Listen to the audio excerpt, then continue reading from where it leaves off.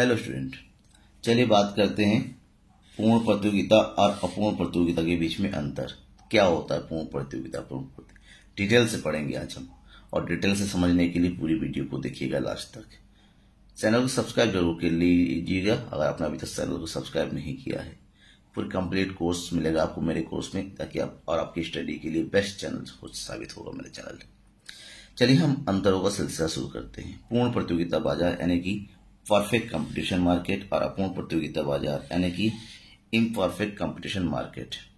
सबसे पहले मैंने बता दूं कि पूर्ण प्रतियोगिता बाजार में एक काल्पनिक स्थिति होती है, अपूर्ण प्रतियोगिता व्यावहारिक स्थिति होती है। और काल्पनिक स्थिति का मतलब क्या होता है? काल्पनिक स्थिति का मतलब होता है वास्तव में पूर्ण प्रतियोगिता की बाजार की स्थिति कहीं प्रचलन में ही नहीं है।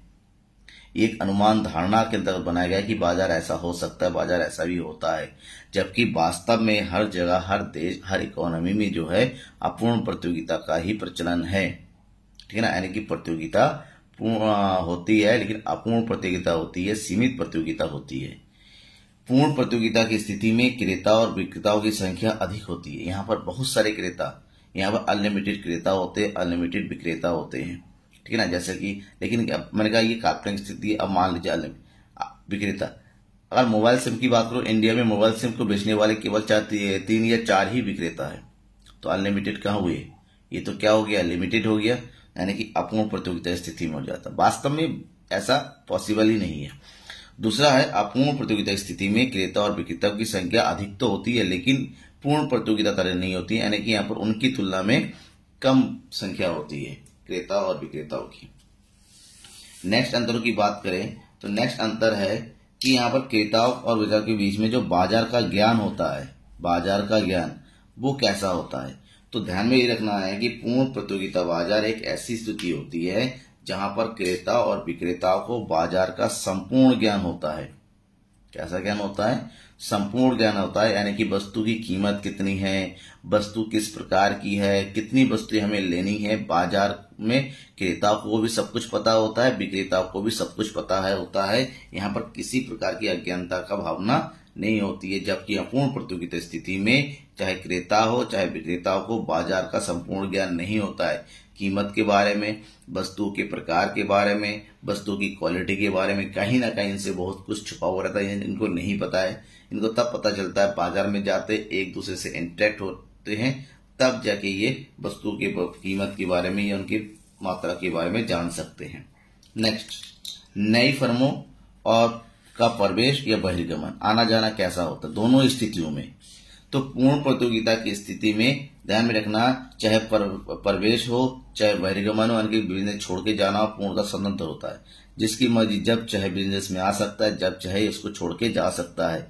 जबकि पूर्ण प्रतियोगिता में स्वतंत्रता तो होती है, लेकिन वो कैसी स्वतंत्रता होती है? सीमित। यहाँ पर शर्तें होती है कि आप ऐसा करोगे, ऐसा नहीं करोगे। शर्तों के साथ बिजनेस में आया जाता है और उसके बाद बिजनेस को छोड़ के भी शर्तों के साथ ही जाया जाता है। ठीक है ना, यानी कि यहाँ पर स्वतंत्रता होती, किसी प्रकार की शर्त नहीं होती है।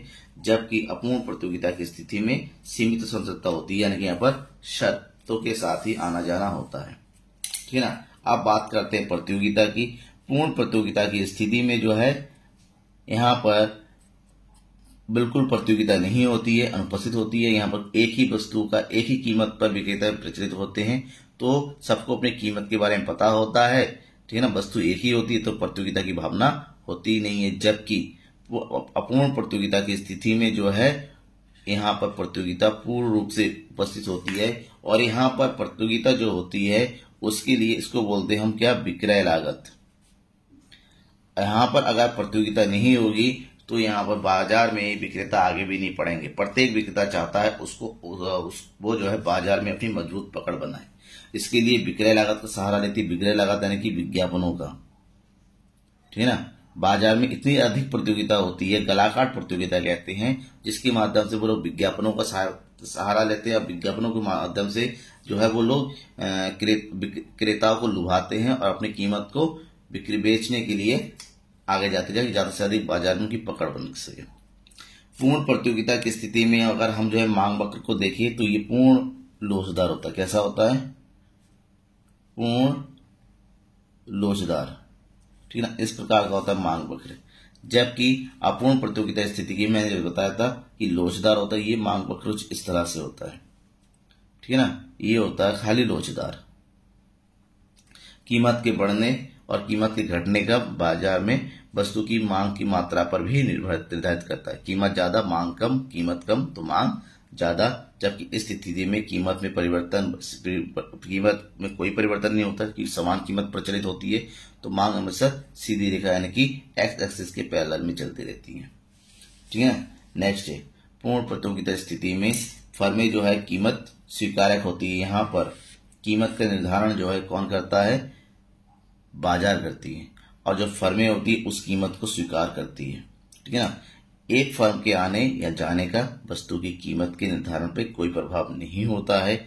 जबकि अपूर्ण परिस्थिति की स्थिति में वस्तु की कीमत के निर्धारण बाजार को द्वारा तो होता है, लेकिन जो फर्में होती हैं यानी कि जो विक्रेता होते हैं उन विक्रेताओं के द्वारा कीमत को प्रभावित करने के लिए सीमित मात्रा तक प्रभाव रखा जा सकता है।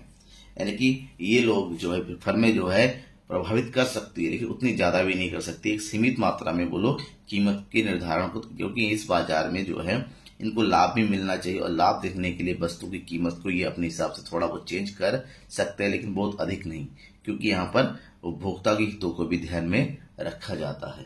Thank you.